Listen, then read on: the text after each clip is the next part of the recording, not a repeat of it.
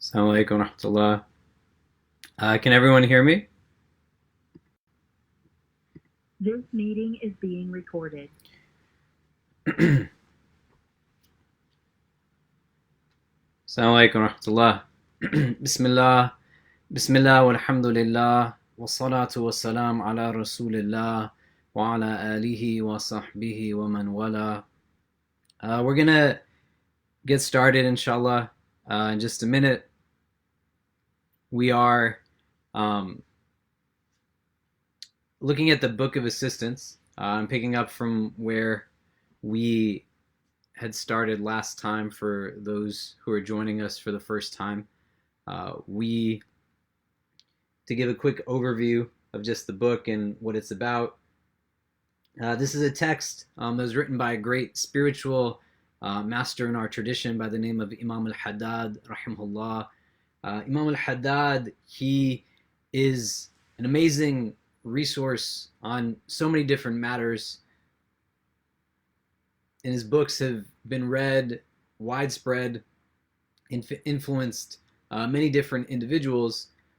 In this particular text that we're looking at, the Book of Assistance, is a very unique text in that it presents a road map essentially for the reader with very key milestones broken up into easily digestible chapters that are not very long.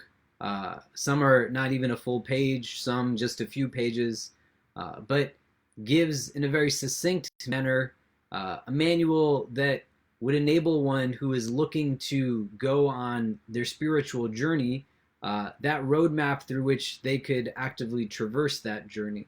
And so what we find is that Imam Al-Haddad, rahimahullah, creates entry points for people who are coming from so many distinct and different backgrounds.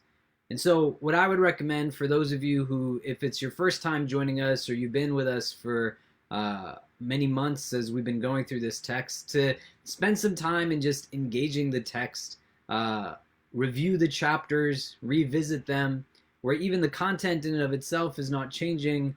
We have change, and as we have evolution and maturation and different facets of our existence, we can revisit things that we have once read already to see how it now speaks differently to us. And especially within these days where many of us find ourselves in places of solitude and our routine has now changed, it creates opportunity for real reflection to see how we can bring in on a practical level some of what it is that we're being taught through a text like this, and enable us to prioritize it in ways that create very deep, positive social habits that we can then bring with ourselves once these days have moved forward. And may Allah grant ease to all those who are facing any type of difficulty and hardship, any ailment or illness at this time.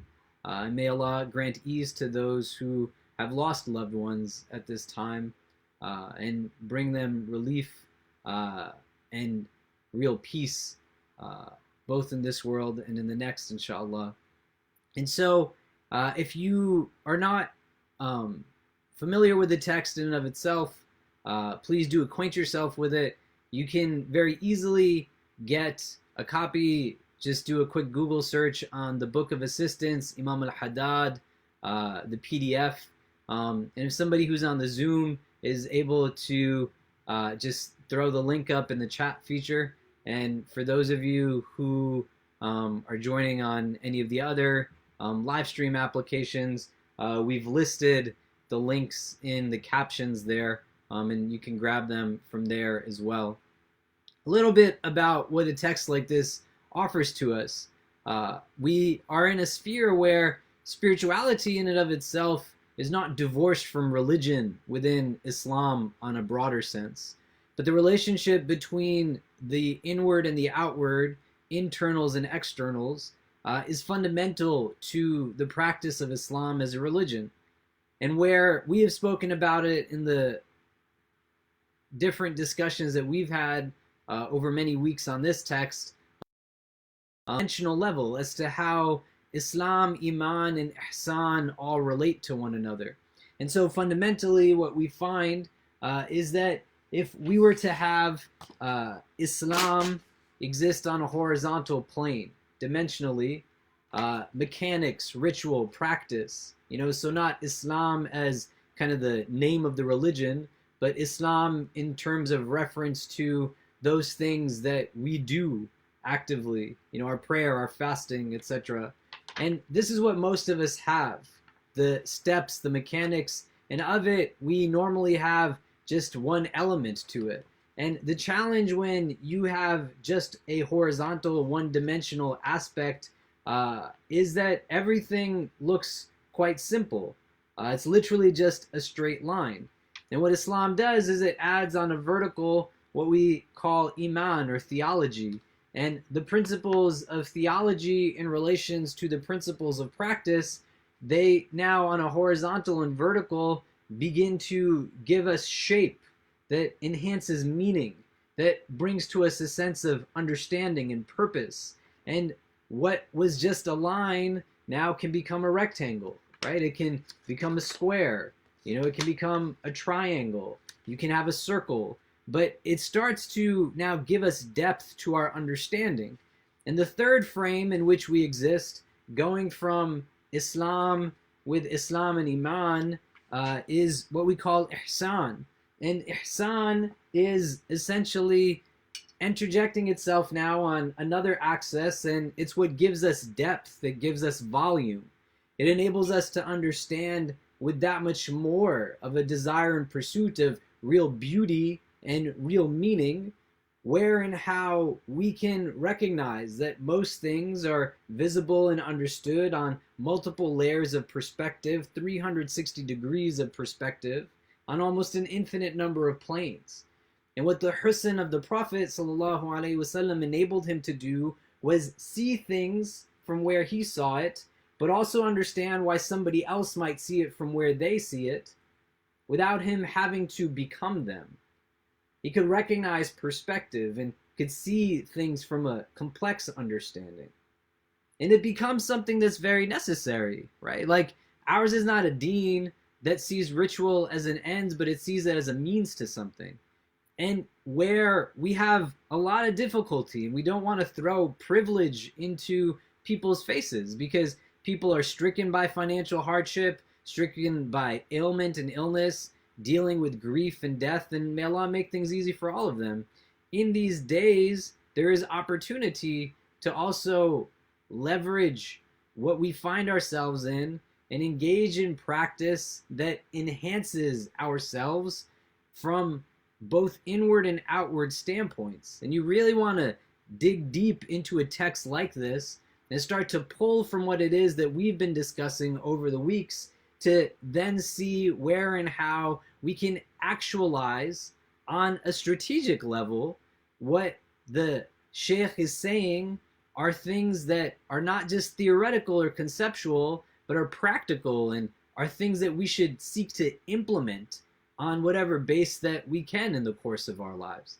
And so utilizing these days, like try to fast, try to engage in tahajjud prayer, adopt a wird, start to be regular in your litany, be in a sphere where you are reorganizing your schedule and putting into it what you have to prioritize so that you are designing your own life with a recognition that if you do not design it, someone else is going to design it for you. And they're going to turn your life into an absence of work-life balance, but with a deep presence of what will leverage your existence for their self-gain, right? May Allah protect us from these things.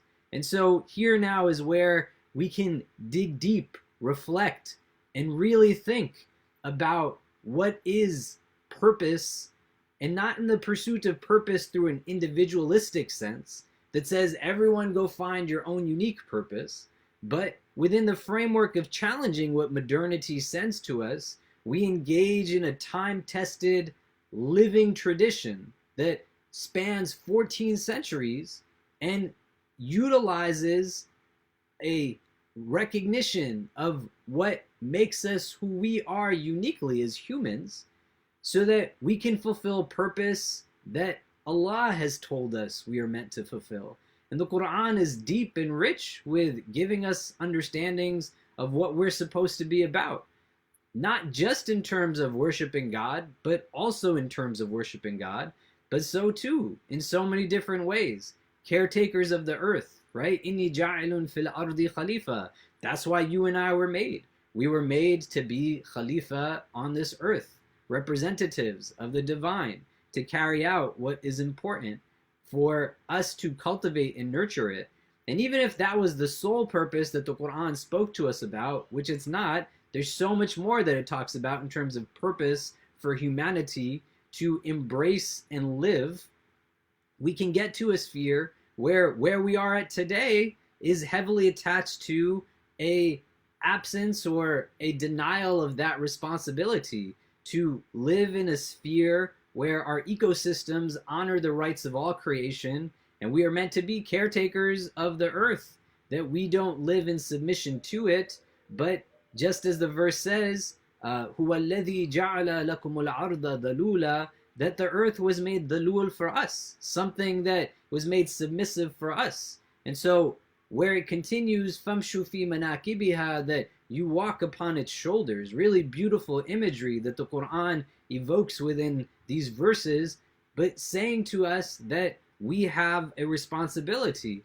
All of this gets intertwined within the framework of spirituality, and moments like this, where you start to lose the remnants of dunya and routine and the consumption of all different things, you just start to think and focus and reflect on how the absence of certain things has the potential of yielding clarity within yourself internally, so that you are now not moving and swayed side to side the way a leaf moves by the winds, and it's not got its own presence and mindfulness, but you make deliberate understanding of what it is that's pulling you in different directions, right? And so a social experiment that I think illustrates this quite deeply is done by the Washington Post, and some of you have heard me talk about it, but you want to hear it in terms of where you're at now and how it can be practically implemented in what it is that you have going on.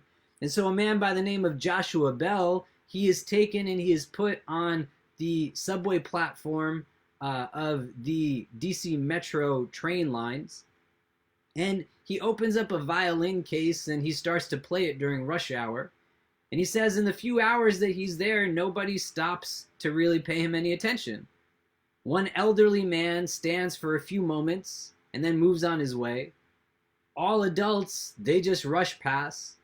He said children, when they come, they just stop and they stare and just fixate on him. And the adults that are with them have to drag them away. And he says, I can see them looking at me over their shoulders until they can no longer see me.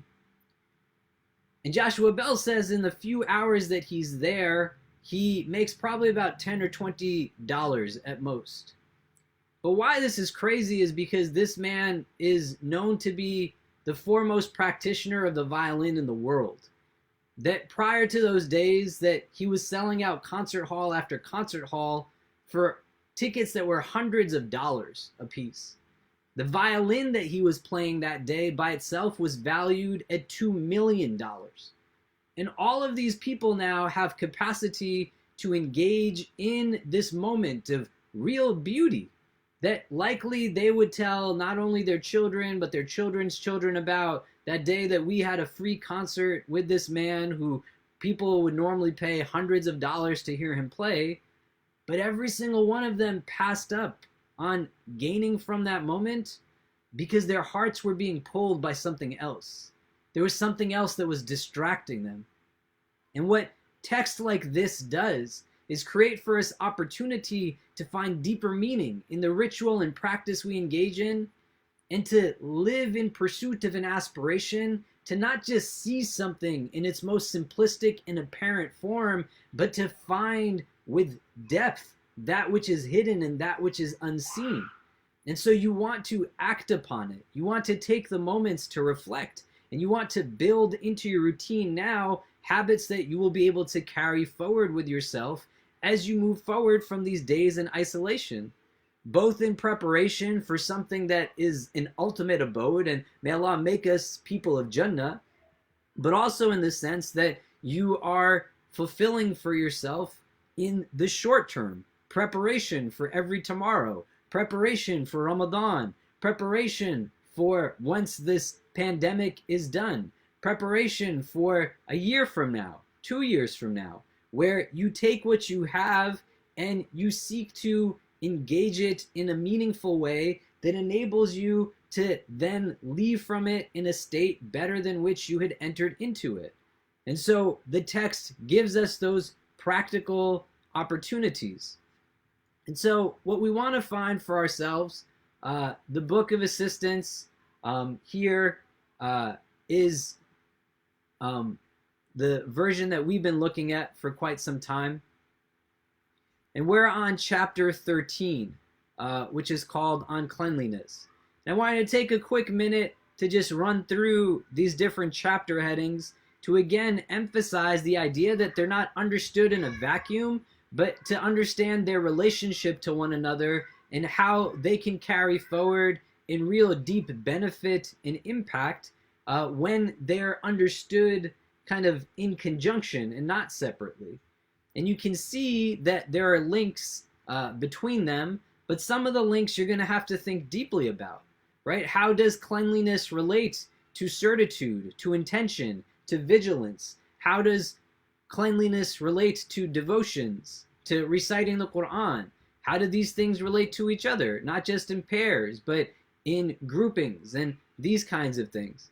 And so to spend some time in engaging in it and to move forward with an intention that says that I want to have that depth of meaning, that depth of perception for myself, so that I'm not just seeing things for what is most apparent, but I can fulfill the aspiration of seeing things in terms of what is hidden, what is unseen, to really recognize where the gains are. I want to illustrate this with just one more example before we start going into the crux of what we were going to discuss today.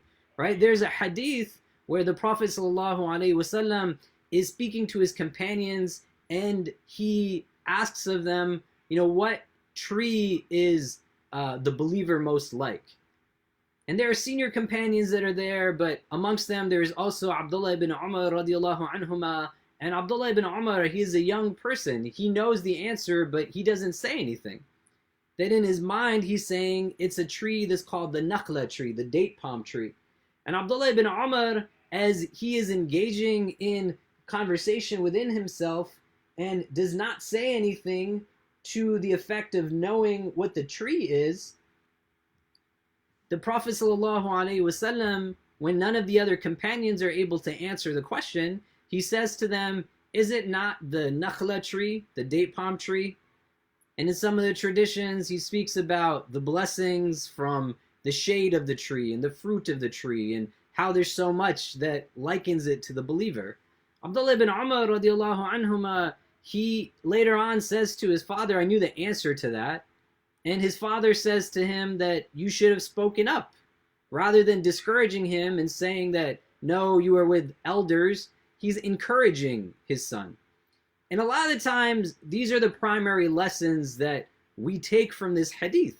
And I was thinking to myself, some months ago, why does the Prophet sallallahu alaihi wasallam in specific mention the date palm tree out of all the trees that he's discussing? And I have no idea because I don't know anything about trees. And so I looked up the date palm tree to understand it a little bit better, especially in comparison to other trees, because you could have picked any tree. And one of the things that was remarkable about the date palm tree, amongst so many things that's remarkable, one of the things that we do on our annual Umrah trip through the IC is we get a special invitation to visit a date palm grove that was planted by the blessed hands of the Prophet sallallahu alaihi wasallam. And when you have capacity and there's means for us to return to those blessed cities, may Allah grant us the ease in visiting his house in the blessed city of Mecca and visiting the illuminated city, Madinatul Munawwara, the city of the Prophet sallallahu alaihi wasallam, and may he end any of the injustice and oppression and inequity that takes place at the hands of those who run, the countries that these cities are situated in. May Allah grant ease to all people who are facing any type of oppression in the world today. We are shown so many different facets of the date palm tree. It's amazing. But when I was looking at it online, one of the things that was also remarkable in comparison to other trees was that the date palm tree has a root system that is quite distinct, that its roots are kind of stuck together, or not stuck together like this the way most trees are. But the date palm trees, their roots are more spread out and thin. And the likening of it is that these other trees, they're essentially entrenched in the earth, like they're stuck in dunya. But the date palm tree, it's not stuck in dunya. It just takes from dunya what it needs to, and then where it can, in the hadith, saying about its shade and its fruits and its benefits, when it's taking from the earth, it's then giving in turn back to those that are in need, the way a believer is supposed to. But it's not stuck in the dunya. And for us to understand the benefits of this tree are definitely those things that exist above ground, but to also find deeper meaning in it, we can't just see or rely upon what is seen, but we have to go to an element below the surface and see and visualize and understand those parts that are unseen, that a lot of us don't look at so much. And that's what this deen really brings us to be people who aspire for the acquisition of real meaning and real purpose, to gain insight, and to not just be satisfied with complacency, but to desire real contentment and fulfillment that can only be achieved with a balance of the inward and the outward, and not something that focuses overtly on one only to the detriment of the other, but sees the combination as being something that's quite critical. And so what we're going to be talking about today is going to be more so rooted in things that are a little bit more legalistic than not, but to understand that there is a value there in it for us, and there's a gain in it for us. And so we want to be able to see that in the framework of spirituality. And so if people want to move towards chapter 13 that we've been looking at for the last few weeks on cleanliness, I'm just going to scroll to it. And in the framework of this, we were looking at wudu in particular. And today, one of the things that we were going to do was look at what's called the verse of purification within the Sunni tradition. It's the 6th verse of Surah Al-Ma'idah, which I'm going to bring up in a little bit. But it essentially looks at the verse that becomes the basis for wudu. But there's so much more that is going into it. And so last week, we talked about just some of the virtues of wudu, right? What the benefits were to them and the blessings were. And you want to be able to take some time to enact on practices like that.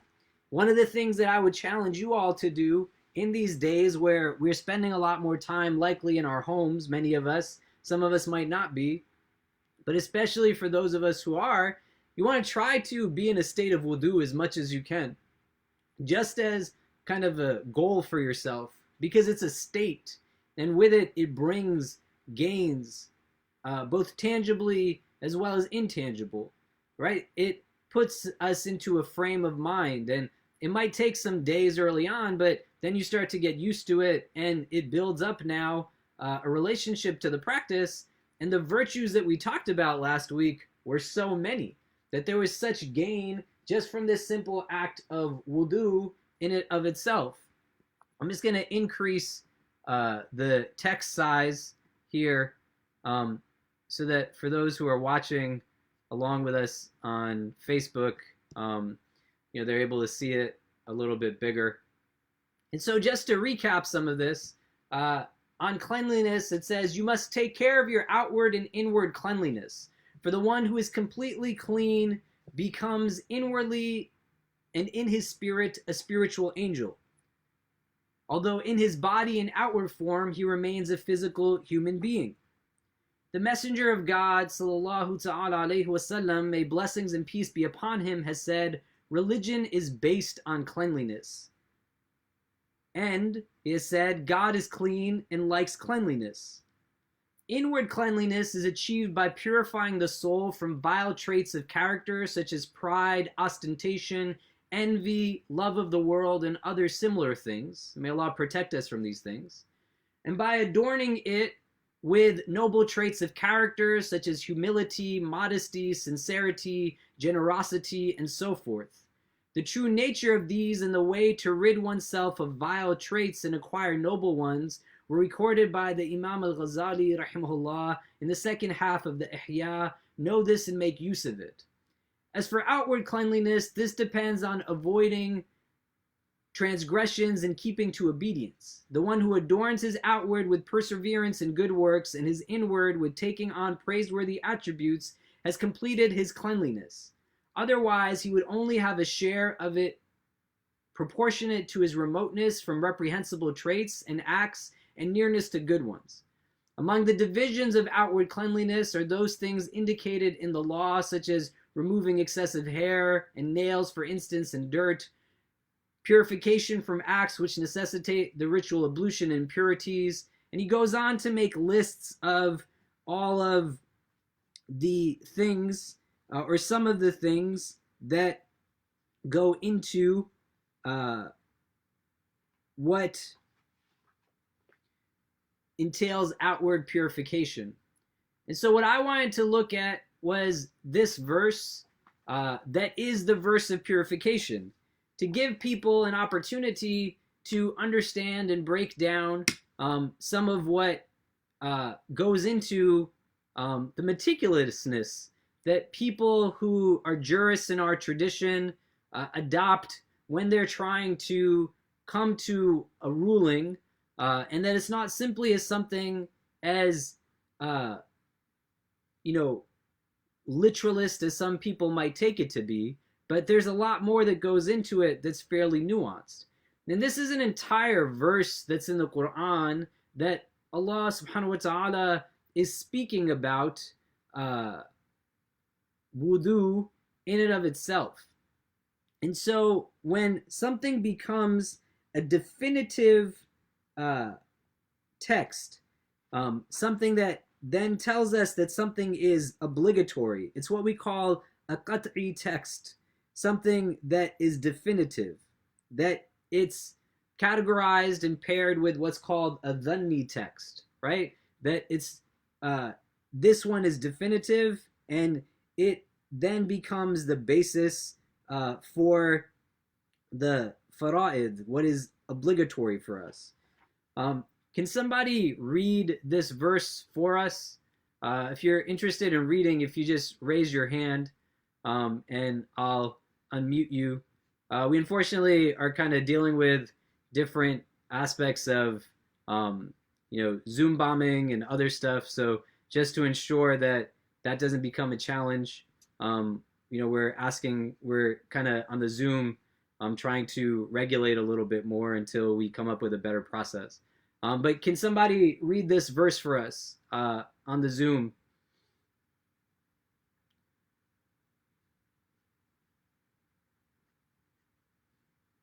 If you want to raise your hand.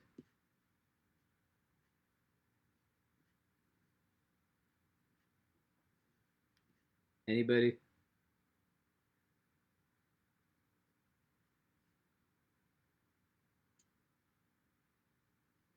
Great.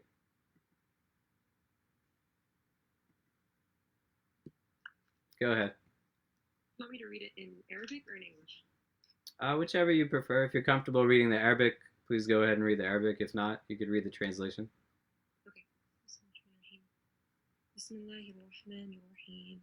يا أيها الذين آمنوا إذا قمتم إلى الصلاة فاغسلوا وجوهكم وأيديكم إلى المرافق وامسحوا برؤوسكم وأرجلكم إلى الكعبين وإن كنتم جنبا فاتطهروا وإن كنتم مرضى أو على سفر أو جاء أحد منكم من الغائط أو لامستم النساء فلم تجدوا ماء فتيمموا صعيدا طيبا فامسحوا بوجوهكم وأيديكم منه ما يريد الله ليجعل عليكم من حرج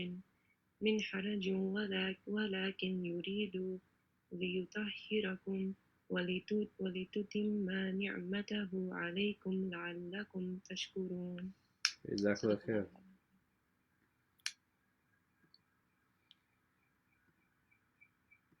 And so we have in this a lot of different aspects of wudu.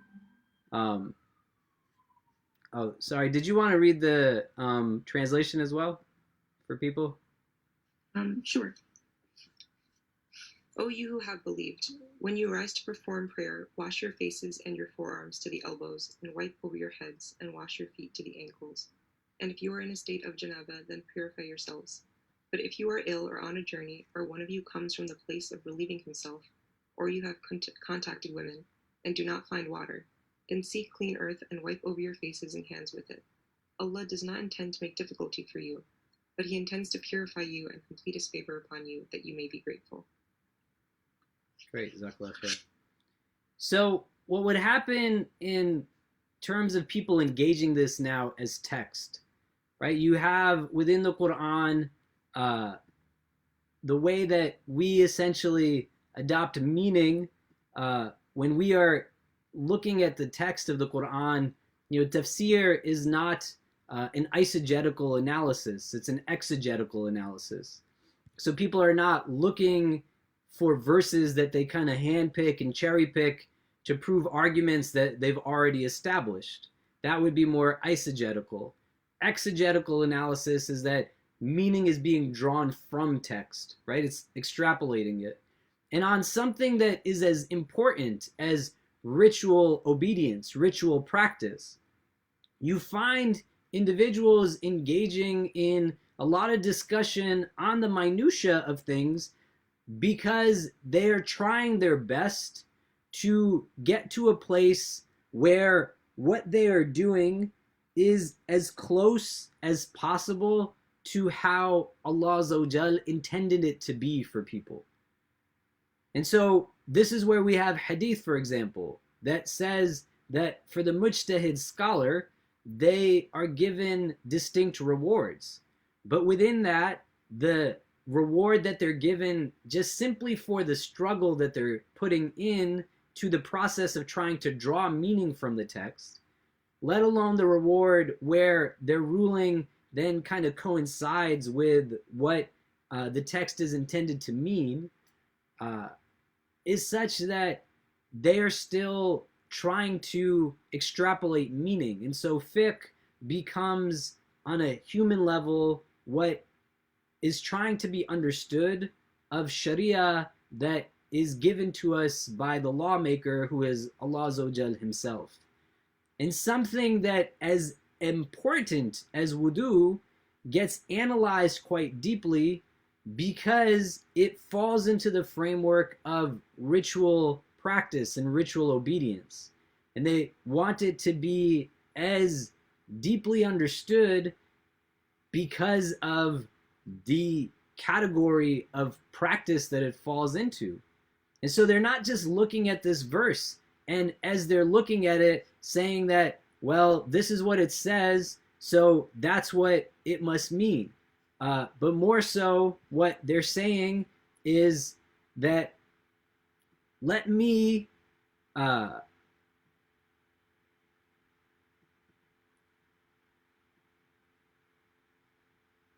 sorry, I'm trying to bring up the text and I don't know what happened to it. Give me 1 second. Oh, now I know what happened.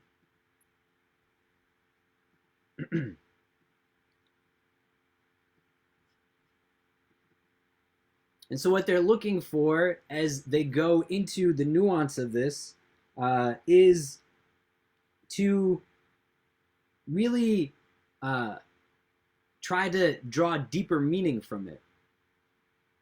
Right? So even just in this first part where it says, Ya ayyuhalladhina amanu idha qumtum, right? That, oh, you who have belief, right? Oh, you people of faith, when you rise, when you get up, ila salati, that when you get up for your prayer, if one was to take the most literal understanding of this as a verse, and it now took just word by word verbatim what it meant, what it would be giving to us in a literal understanding of this is that rising up for prayer, or preparing and getting yourself ready for the prayer would mean that you do this anytime you get up to pray.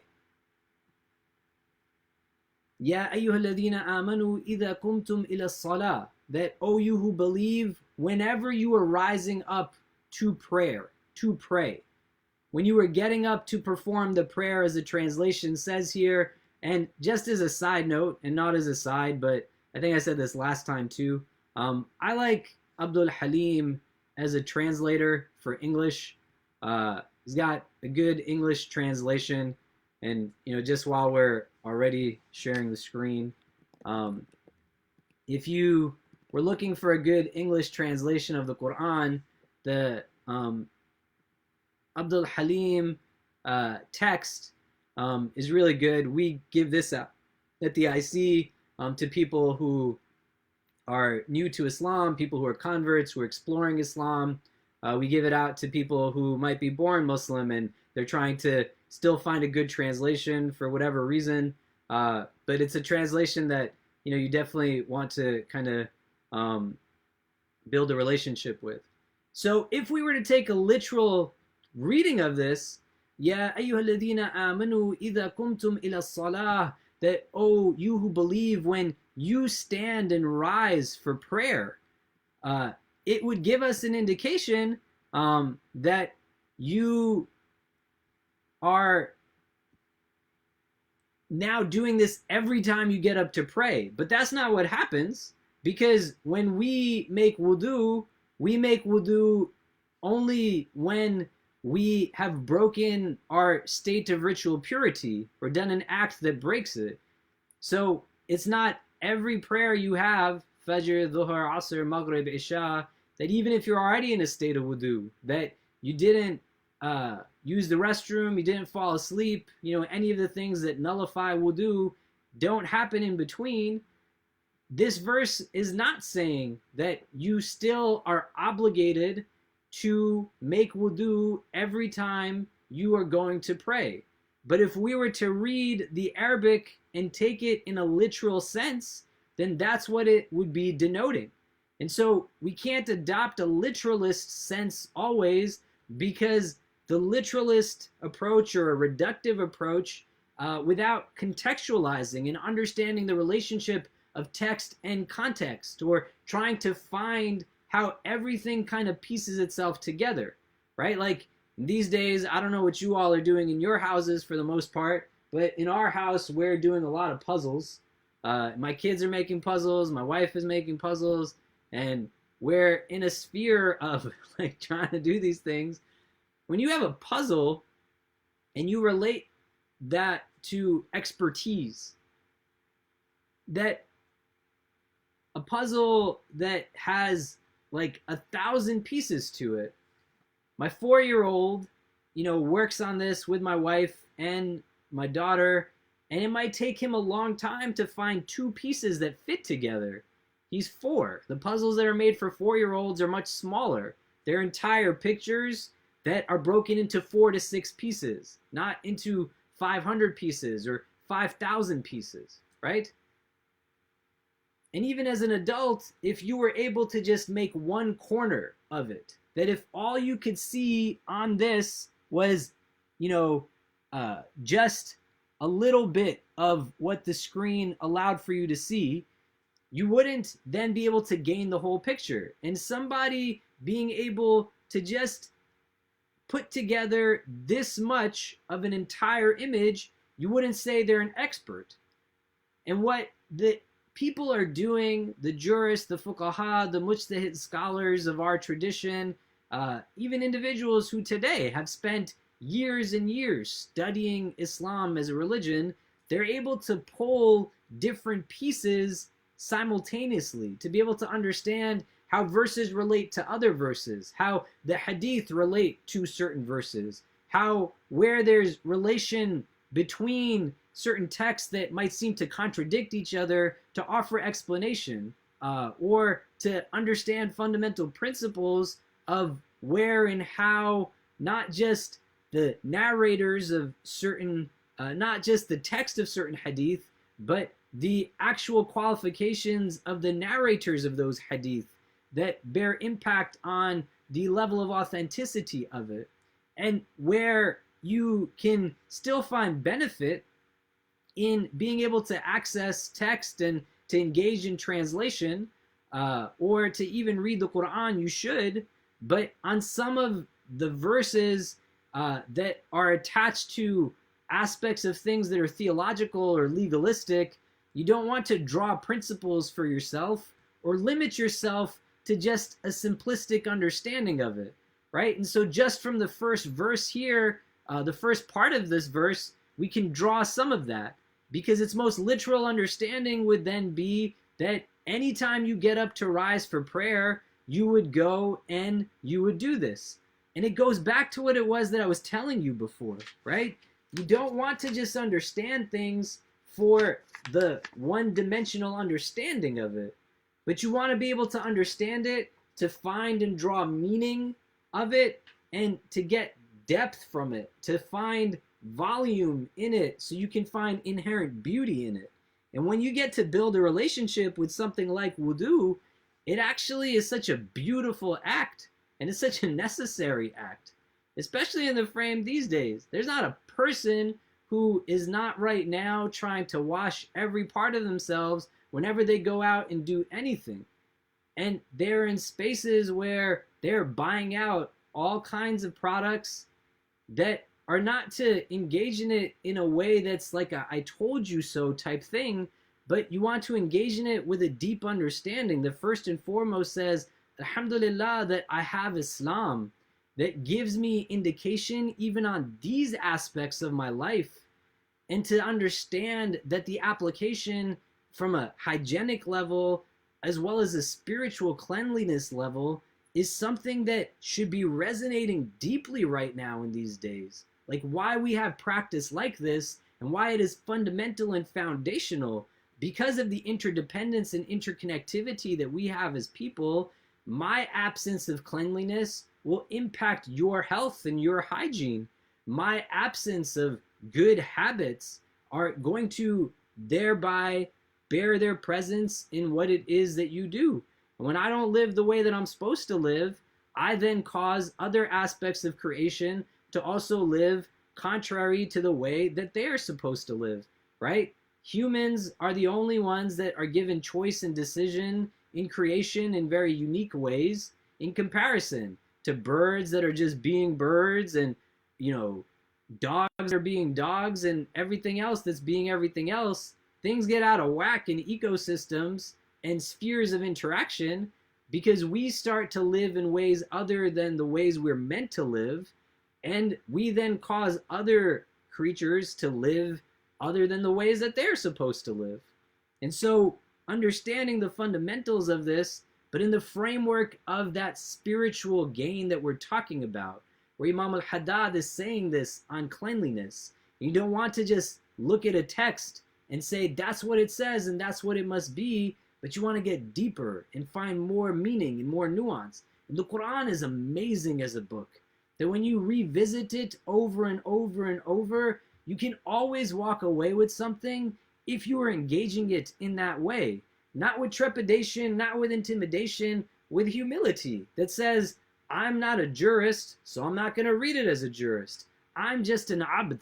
I'm a servant. I'm trying to connect to my God, so I'm reading it the way a servant of God would read a text, and to draw from it its meaning and purpose. And then when I don't know the answer, that's not a shortcoming on me. I don't need to be embarrassed about the state that I find myself in. There is tons of companions who did not memorize the entire Quran. There was tons of companions who did not know more than just few verses of the Quran. They're being designated the best generation, right? خَيْرُ أُمَّتِي قَرْنِي خَيْرُ قُرُونِي قَرْنِي, that the best of generations is my generation. That the best generation is my generation. The best of my ummah is my generation, says the Prophet sallallahu alaihi wasallam. Their goodness is not attached to rote memorization or being the one that gives the dars or the lecture or these kinds of things. They were good because they sought to strive to be inwardly good and act upon what they had and to move forward with a growth mindset. So they were comfortable in falling on their face so that they knew it was part of the process of becoming stronger, and they knew how to get back on their feet and help one another get back on their feet. May Allah make us people that are like this. And so, if nothing else, from just these first few words of this verse, that you want to be able to see that it's not always just as simple as what it says is what it means, and there's room to kind of draw more meaning from it. Somebody asked why the Abdul Halim translation in comparison to other translations. It's just like a very good English translation, right? The Quran in and of itself is not a very linear text, the way many books are that we are accustomed to reading. And so, you have books that have beginnings, middle, and ends to them. The chapter on the Prophet Joseph in the Quran, Surah Al-Yusuf, is really the only one that follows that format, where it's got a beginning, a middle, and an end to it. The rest of the Quran, jumps topically, like verses suddenly change in terms of what they're discussing, and they kind of flow in different ways. So you could be talking about something in one part of the Quran, and then you find it again much later. There's certain topics that you find pretty much on every page of the Quran, like there's mention of akhirah pretty much on every page of the Quran. Right? There's mention of God on every page of the, you know what I mean? Like, but there's certain things that they are not sectioned off that say, well, here's the section on wudu and here's the section on salah, but it kind of jumps here and there in different parts to it. And so the non-linearity of it, when you now have translation, it requires there to be a different kind of fluidity to be able to still connect to the text. And it's not that you shouldn't connect to the translations that you connect to, nor should we undermine the importance of translation. Because even during the time of the Prophet sallallahu alaihi wasallam, people were leaving from the community over the period of 23 years of revelation, right? They left at certain points to engage other people, both to engage them on what this new religion was that they had, but also because they were deeply persecuted and they were finding sanctuary. So, for example, when the people go to Abyssinia, right, Ja'far ibn Abi Talib, radiallahu anh, he, is part of this group of companions that leaves from Mecca to make hijrah to Abyssinia, what we know is modern-day Ethiopia, and the Meccans follow them and they seek to, chastise them and bring them back to Mecca to make life hard for them. They engage the Najashi and they say to him, the Negus, the ruler of Abyssinia, that there's people in your kingdom right now who are preaching a message different from what it is that you believe. And they bring the Muslims to the court of the king, and while they're there in the court of the king, Ja'far ibn Abi Talib is designated to be the one who speaks on behalf of the community, and he starts to recite verses of Surah Al-Maryam. And the people in the kingdom, the court of the king, they start to cry tears. They're crying listening to translation of the Arabic. They don't speak Arabic. They're not Arabs. They're Abyssinians, right? What we know as modern day Ethiopia. And they're able to be moved through translation and find meaning. What do you think the companions are talking to the Romans in or the Persians in, right? When they go to speak to these people, they're speaking to them in translation, and people's hearts are being moved through translation. There's a lot of things that go into it, but you don't want to undermine like access points. If you are a convert, you try your best. If you are a non-Arabic speaker, try your best. Even if you speak Arabic, the Arabic of the Quran is a lot different from the Arabic that most people speak. You don't want to be at a pace where you are comparing yourself to anybody else. You want to just be in a sphere where your trajectory is you in competition with yourself. So the person I am today is not afraid to meet the person that I could potentially be tomorrow.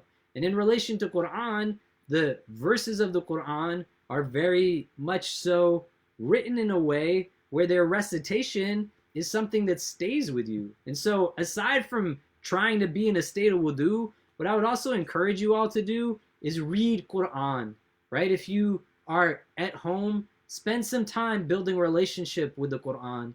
Get a mushaf for yourself, right? Like you are in, a place where I read, my wife reads, my kids come and sometimes read, right? We have a lot of different books on our shelves here, and different things, that are in our room of books, amongst other things. But when I sit down to read, I normally read from this mushaf that's here. And I'm trying to individually engage in recitation of the Quran, and I'm saying this on a personal level, but to give indication on how you can set goals for yourself, right? Like a lot of people in the community that I serve are ill, and many have passed away, and there's a likelihood that others will pass. And may Allah grant them peace and entrance into Jannah without any judgment. And may Allah grant us ease in our hearts for those of us who have lost loved ones, and grant a complete shifa and healing to those who are ill and sick. The Quran in and of itself is a source of healing, but there's benefit and blessing in reading this. And so I'm setting goals for myself to say that I want to do individual khatams on behalf of the community that I serve, so that I can read Quran and at the end make dua that it becomes a means of benefit for the deceased in the community on behalf of those who we are losing as martyrs to this pandemic. May Allah grant them ease, right? But you set goals for yourself, right? If you can read a verse a day, then read a verse. And if you struggle with it, struggle with it. That's good. Like, confront the struggle. Don't be afraid of it. If you can't read Arabic, pull up a website like the one that we were just looking at. There's numerous websites that give you the Arabic, give you a translation, and then can also give you a transliteration of what it is that is there. And if you're hearing it as you are reading, you set a goal for yourself for both recitation and memorization. And you start just reading and learning and memorizing, and building up relationships with friends that say, hey, let's start to memorize together. And if it's the shorter verses, then it's the shorter verses. It's the shorter chapters, then it's the shorter chapters, right? My son, he knows Surah Al-Ikhlas, and he's memorizing Quran, him and his sister, my daughter, and he's always like very hard on himself, because my daughter, mashallah, is 7, and she's like superstar, right? May Allah preserve her and make her a means of blessing and benefit for all those who she engages, and for the Ummah of Muhammad sallallahu alaihi wasallam.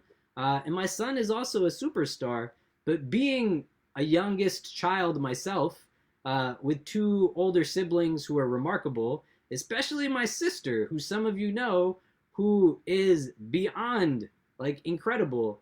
It's really easy to find yourself in a space where you believe that there's a shadow that's cast over you that you will never be bigger than.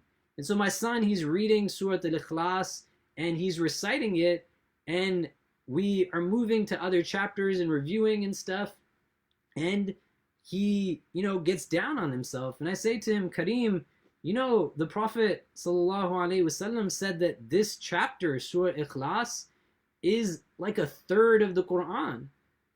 And even if this is the only one that you know, then it's not something to say I only know it, but to say that I know it, and in knowing it, there's so much that it gives to me of what it is that I need to know, right? How you talk to yourself is going to be very key and very important.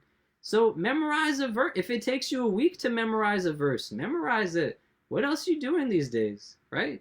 And you don't want to make it harder on yourself. It takes a lot of patience to do good deeds as well, right? May Allah make it easy for us. There's hadith that say, like, don't make the Quran boring for people, right? And so too, like, don't make it something that becomes a hardship for you. It's meant to bring ease and understanding, right? Not difficulty, but build a relationship with it. Have kind of engagement with it. Go on YouTube and hear people reciting Quran. Be in a space where you sit. Part of the adab of it, and I know I'm going off on a tangent, I apologize for that. But part of the adab is that when you're reading Quran or listening to Quran, you're not doing anything else. And so, you're not like just playing it in the background while you're having conversations about other things, or only hearing it as, you're doing other stuff. But, you sit down, and even if it's just 2 minutes in a day, there's still benefit in that, inshallah. And inshallah, you will gain from the barakah of the practice and recitation of it. And so just to get back to the verse, and we'll wrap up soon, inshallah, so that people can break for Maghrib and not be, praying it late.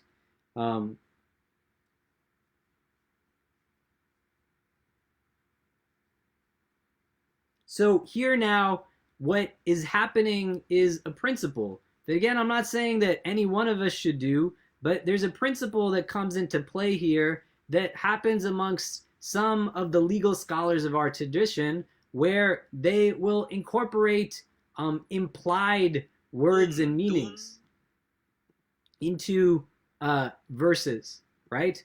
And so, for example, when you move away from the literalist interpretation, here the assumption is that you would assume that this is saying that when you rise up for prayer, but you are in a state of ritual impurity, meaning that you are not in a state of wudu, right? You are not in a state of tahara. And so it would require you to then wash your face and your hands and, the rest of the verse as we go into it, right? Because the most literal of this would make it as such that if it's saying that, oh, you who believe, when you rise for prayer, and going to the end of it, getting to an even deeper kind of extreme on the literalism of it, would say that once you are in a state and you have risen for it, that you can't even sit down, that you have to perform the prayer before sitting down. Otherwise, that becomes problematic. And I hope that makes sense, and why I'm focusing on this as much as I am, because you don't want to start to adopt an idea that says it says this and that's what it must be. It is going to lessen then the ability to find depth and contextualization of what it is that the text is able to offer to us.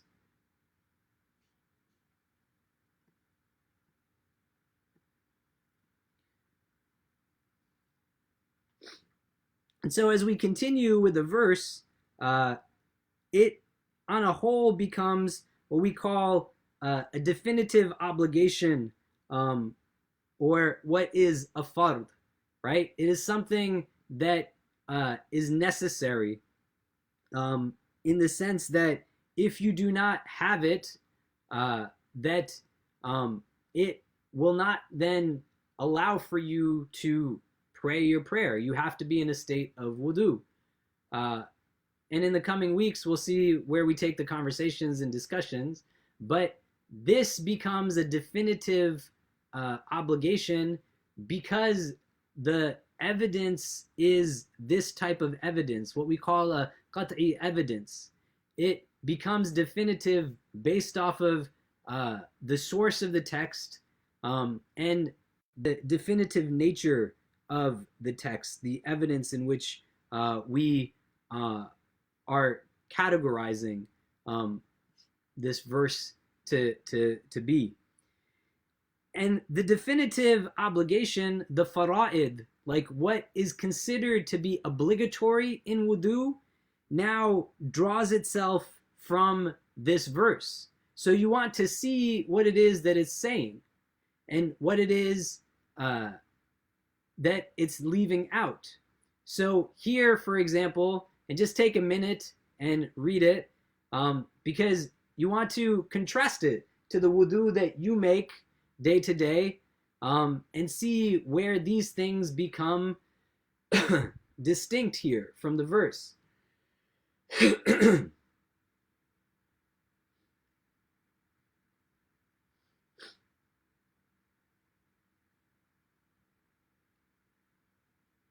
And so what's missing from this in comparison to the regular wudu that we make, right? So it's talking about this in a definitive obligation sense, like what you are required to do. And if you do not do it, the wudu is not valid.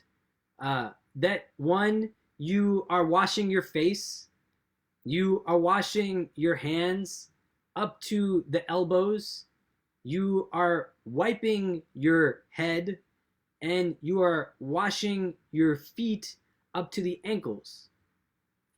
And so what's missing here is a few different things. One, your mouth, kind of the rinsing of your mouth and your nostrils. Two, the order, right? The tartib in which we do things. And three, the number of times. And so what we draw upon from there, which is not to undermine it, are the sunnah acts, the recommended acts that are taken from the prophetic tradition. That the Prophet ﷺ, his example is the explanation of the Quran.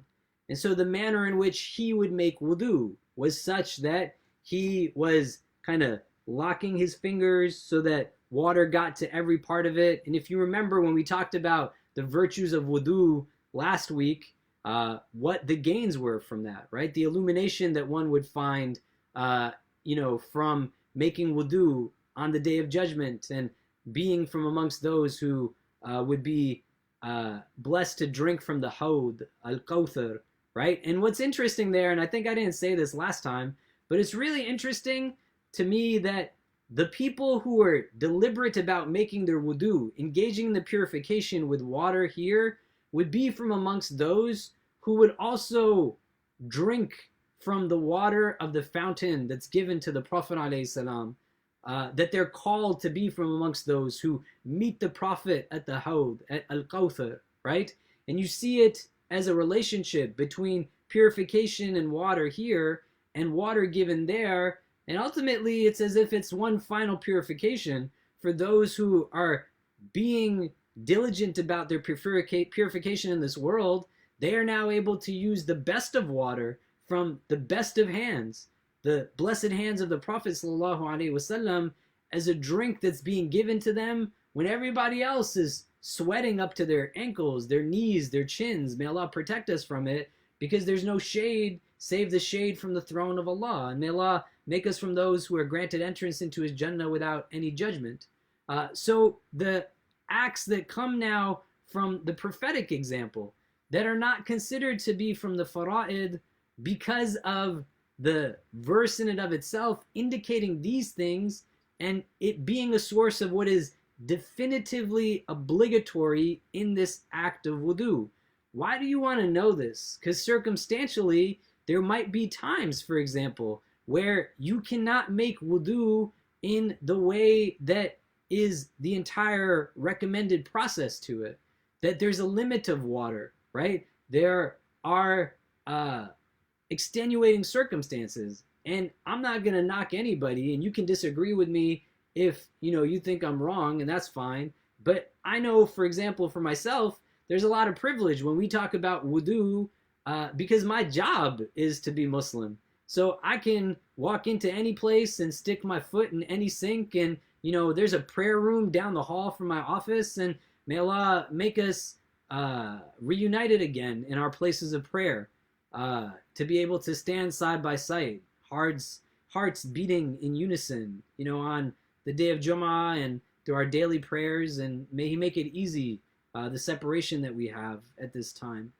But where many of you are not able to build a relationship with it because the overwhelming anxiety starts to build itself up from, how am I going to put all this water on me when I'm in my workplace, or I'm, surrounded by colleagues or classmates? How do I do some of these things to understand what is the minimal and the base, not so you aspire towards doing what is the minimal, but you can now access information situationally, and you can say, okay, here for me in this circumstance, this is how I prep myself. So when I am making wudu and I have this much time left, or I have to make wudu and I'm in the office place, or I have to make wudu and I'm about to get on an airplane that's going to board. Like, what are the things that I can do? I got to pray on the airplane, and the bathroom is this small, and I can't stick everything like under that sink. Like, how do I adapt to context so I don't get frustrated and just leave ritual behind, but I see where there's opportunity for me to still be Muslim in the ways that Allah has asked me to be, but to now be able to recognize circumstance where I can't pick up a phone on an airplane and I'm in an economy-sized bathroom in the back of a plane, and the time for Maghrib is finishing. I just have to know what I need to know to get my obligation done, and that's what this verse is giving to us. It's saying that here are what you have to do, that there's nothing of these things that you can leave behind, but you want to be able to do these things at a minimum for the validity of your wudu based on the mechanics of it. There's also now a distinction being made, right? And we want to look at this word here, right? That's rooted in the Arabic root ghasala, right? Which denotes like a washing, showering. Aside from wudu, we have an act that's called ghusl, and ghusl is like the purification shower, right? You contrast this verse of where it says faghsilu to this word, where we have the root masaha, which means to rub or wipe, right? And here it says wamsahu, right? So faghsilu and wamsahu, that it's giving now distinctions on how the water is applied. So what does it mean to wash versus to wipe? And this is a question that, again, because they're trying to be as close to what Allah intended for it to mean, they sit and they wrestle with it, that there is a categorical distinction being made here. So the manner in which I wash the parts of the body that are being referred to after the word of washing has to be distinct from what is being said after the word of wiping. And so where we understand it, washing essentially denotes to be a running of water, whereas rubbing or wiping is not considered to be a running of water, and it's merely kind of the wiping that we do. The face is then looked into. Like, what is the face and what constitutes the face? And so you have the face is what extends from the hairline on the forehead up to the lower jaw and from your earlobe to earlobe.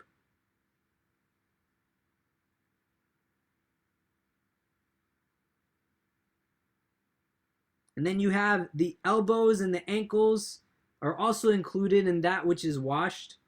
And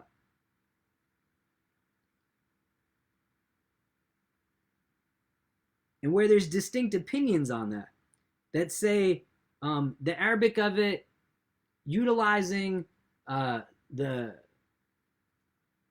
preposition here is saying up to, but not inclusive of it. And so some would include the elbows and the ankles, and others would say that it's not including the elbows and the ankles. And so what they base it off of, for example, is that the night is not included when we are looking at verses that have to deal with fasting. That it is in a space where it's saying up till the night, but not inclusive of the night. And then you have, lastly, the obligation in rubbing the part of the head, which in the Hanafi school of thought is understood to be at least 1/4 of the head. And so these become the obligations from this. And we'll look into it a little bit more in the coming weeks and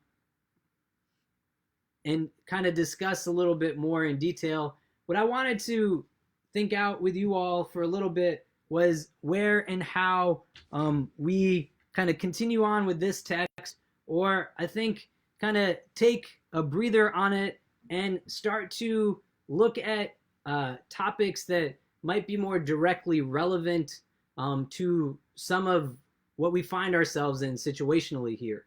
And so I'd love to hear from you all on what you think in that regard. You know, should we be continuing on with this, or should we be focusing on topics that, you know, are creating questions for people right now, right? Like, how do we capitalize, you know, from our spiritual and religious standpoints on some of the solitude that we find ourselves in? Or how do we delve into questions around suffering, you know, within our tradition and where it comes from, and aspects of theodicy, like why does evil exist? Why does, you know, plague exist? Why do these things happen in these ways? Or to think about topics of how can we support others at times like this? And so I'd love to hear from you all. If you can send me some messages on what it is that you feel like we should be discussing, what would be more timely, if anything, or if it is better for us to stay focused on the topics that we have at hand. And just a couple of other reminders as we wrap up, inshallah. In addition to this halaqa, we have things happening every day, usually like 3, 4, 5 times a day. Being in a you know, community that's as diverse as ours, we're trying to do a lot of different programs. If you're able to help to lead presentations, we're looking for content creators and providers. We've had volunteers in the community do everything from yoga sessions to writing workshops to financial planning workshops to story time for children and meditation practices and how to create websites and things along those lines. And so if you'd like to be considered, please do go to our website and just fill out the form where you can you know, put down what it is that you would like to present on. We had somebody do a cooking class today, you know, that focused on meals that are easy to make with Instapots, you know, and things like that. We're also started a program where we make dua together 3 times a week on Friday, Sunday, and Wednesday nights.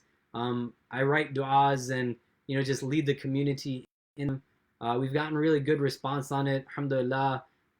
It's at 9 p.m. Eastern time, Sundays, Wednesdays, and Friday nights. So tomorrow night, inshallah, we will be doing that program at 9 o'clock.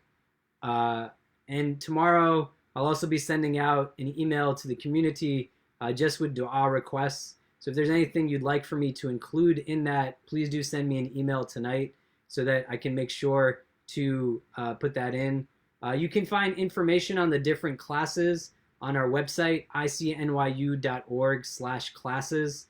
It'll give you all the sign-up information and login information, and you should definitely check them out. There's really amazing things happening right now, both from our community as well as other communities that you want to capitalize on and leverage on.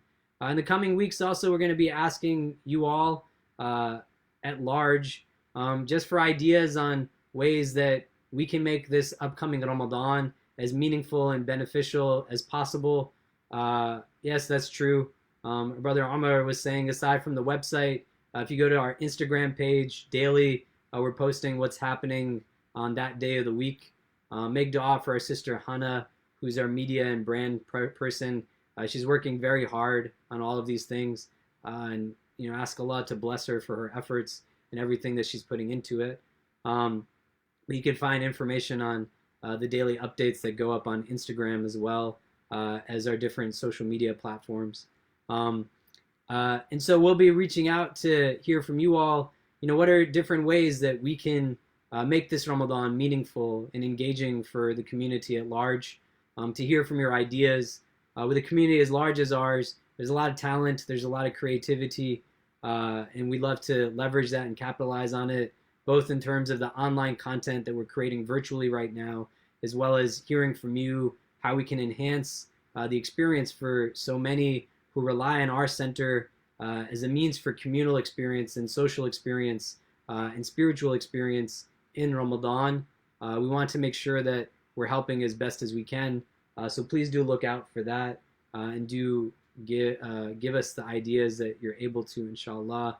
And lastly, we are, and I thank you to everybody who's on the Zoom that's suggesting topics and ideas. And it seems like most people are saying that it would be good for us to be more topical at this time, which I appreciate. That's what I was leaning towards as well. And so we'll kind of see where we move to it for next week, inshallah. But jazakallah khair for that. The last thing, just as a reminder, we are in the last couple of days in our fundraising campaign for raising money for those who have been financially impacted by the coronavirus. May Allah make things easy for all of them and all of us, inshallah. We've raised almost about $500,000, alhamdulillah. If you can help us to push the word and spread the campaign, it's a very clean link. It's launchgood.com/ICNYU relief. Launchgood.com/ICNYU relief. Every dollar really goes a long way in making a difference. As of yesterday, we had sent checks to about 550 households and helped about 1,750 unique individuals, alhamdulillah. Which is not the millions of people who are dealing with crisis now, but it's still helping a lot of people and making a difference in their life. Statistically, every time someone shares a link, on average, it yields another $36. And so if you can just push it, help us spread the word in the last few days, we'd be most appreciative. It'll go a long way in helping a lot of people right now who don't have so much, and in the coming months are going to likely not have that much more other than what it is that we're willing to share.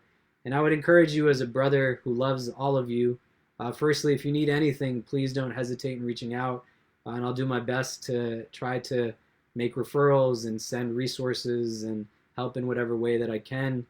But two, I would say now is a time to change a little bit of our lifestyle. And if it means that some of us have to eat less so we have more to give to others, then you want to eat less. And if it means that we spend less or change up a little bit of our day-to-day routine, we do it so that we're able to facilitate for those who might have even less than we have at this time. And we rely on where we can share what we have. For our fund, the question was, how can community members access the funds? There's a grant system that you can access through the crowdfunding page. Penny Appeal USA is administering it. For right now, the grant portal is closed just because we've been inundated with thousands of people reaching out for financial assistance. We want to make sure that we're able to provide for those who are asking whatever it is that we have the capacity to. Inshallah, if those things get taken care of, we'll be able to reopen it. The unfortunate reality is there are many people who don't provide the documentation or fill out the forms fully, and we have to consider only complete filled forms.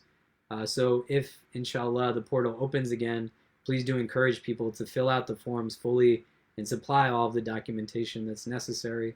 There's other campaigns that we're going to run in the coming weeks that we'll need your help on.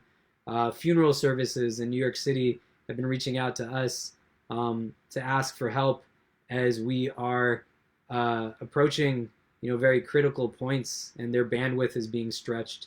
So they need volunteers to help with the washing of bodies for those who are not passing from COVID-19 but dying from other causes, as well as with just the other prep for those who have passed away from the coronavirus and are not being washed but are having tayammum performed on them, both for the safety of the washer and those that they'll interact with later. There's a shortage of volunteers. They also need more vehicles just because of the sheer number of people who have loved ones passing away. The more vehicles that they have, and we're going to try to raise awareness for that and funds. We're also going to try to raise more funds and awareness for medical equipment for hospital workers in New York City, where a few days ago, alhamdulillah, I was able to give 5,000 face masks to a couple of hospitals in Brooklyn, but there's another 8 hospitals that have reached out, and we're trying to, inshallah, raise some funds for that as well. And once this campaign closes, we'll start to push some of that. And a third that we've been asked to support in New York are support funds for masjids that are closed right now, but they still have costs, and they are not, able to operate fully. They're not getting masjid, they're not getting donations that they normally would at Jummah time to pay their staff and others. And so there's a masjid fund, deficit fund that the Majlis Ashura of New York is running that will also likely promote in the coming days. And so wherever you can help with any of those things, please do. But please do try to use this time to really inventory and see where you can make sacrifice for those who are sacrificing for us, and where you can kind of tighten up on certain things so that others might have a little bit more. It go a long way in protecting lives and saving lives. Inshallah, Allah will reward you for it, because it's His divine promise that your giving will never reduce what it is that you have, but if anything, it's only going to increase it and return it to you manyfold, both in a worldly sense, but also more importantly in an otherworldly sense. And if you are able to have anything in Jannah, you want to have it because it's going to mean you have to be in Jannah to access it. And so what of this world would you want to hold on to if in comparison letting go of it with real love and sincerity becomes a point of opportunity to access an eternity in a place of purity and a place of paradise. So make decisions with those types of insights, inshallah. Allah reward you immensely for it. So we'll stop here for tonight. Please do stay safe and do your best to keep well and keep others well. May Allah watch over and protect all of you and your loved ones and give you nothing less than the best in this world and the best in the next. Wallahu ta'ala alam wa billahi tawfiq.